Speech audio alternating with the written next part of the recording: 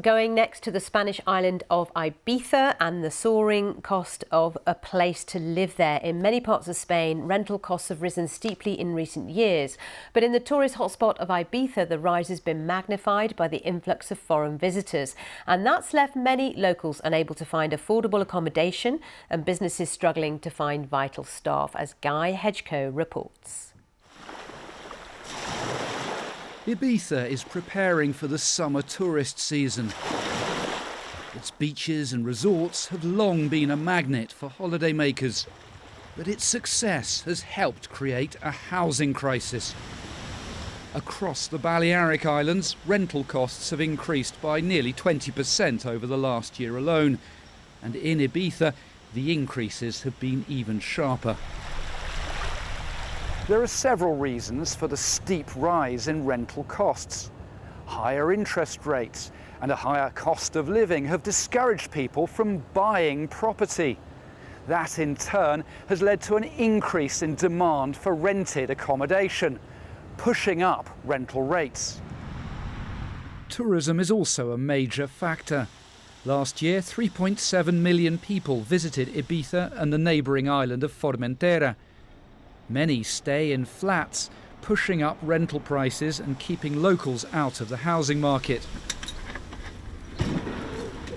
Cesar Nebrera is a chef, but although he has work, he's been sleeping in his car for the last 3 years. Something which many workers on the island now resort to. In Ibiza, accommodation is very expensive, and it's getting more and more expensive, and the cost of renting is completely out of kilter with what you earn. When you've been living this long in a car, there comes a moment when you say, I can't do this anymore, I need a home. Local activists are demanding that this phenomenon be stopped. The problem we have is that the island's housing is not being used for the purpose for which it was built. It's being used as a speculative business and for tourism.